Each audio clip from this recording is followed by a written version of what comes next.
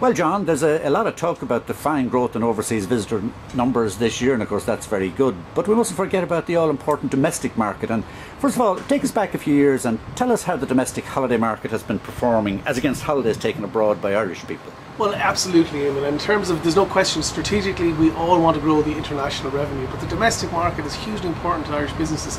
2/3 of all hotel bed nights nationally are domestic, and outside of Ireland, on the western seaboard, in some places that's 80–90%. So very, very important. And interesting what's happened in the last few years. What we've seen since the recession, Irish people spent in and around €6.5 billion on their holidays before the recession, and we shrunk that back to under €4 billion in the period of time. But what's actually happened is the Irish dimension of that spend, Ireland's holiday spend, has held up and held up very, very well. So it's good to see that the industry has been very resilient, and it's been done so by really innovating and changing and putting forward product and the propositions for the domestic market that work. Yeah. Now, John, while we wallow in austerity and all that sort of stuff, you wouldn't expect to see much growth in domestic holidays, but like many things Irish, sometimes we defy logic. Last year was pretty good. Are you confident, or do you think we'll top that level again this year?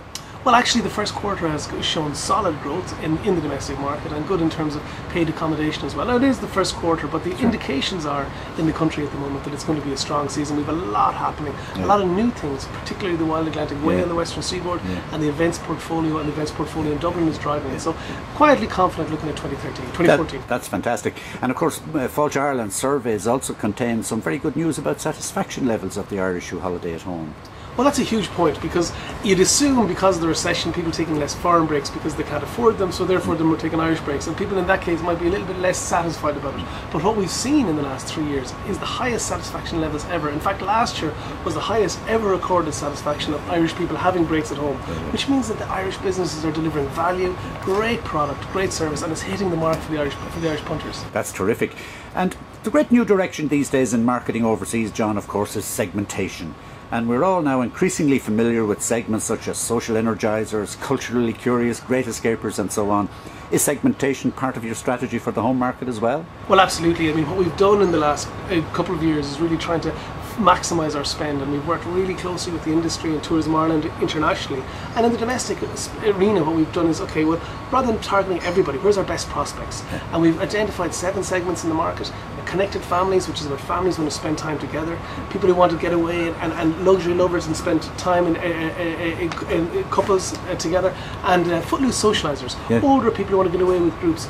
Those 3 segments account for just over 50% of the market, and what we're doing now in Fáilte and with the industry is targeting with really specific messages. So for the families, for example, partnering with different websites, and they'll target those, so very tailored messages, and it's working extremely well. Great, footloose socialisers, I love that. But now, John, you and I are just 2 country lads from Sligo. Is all this segmentation just the latest marketing gobbledygook, or is it for real?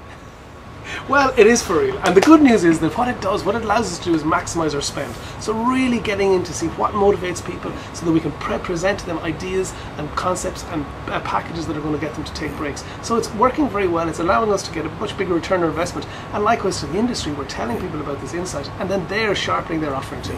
Yeah, and of course we thought after last year that we'd never get a message as powerful and as strong as The Gathering, and it was a great success, of course. But the Wild Atlantic Way, what a hit that's been with our overseas market.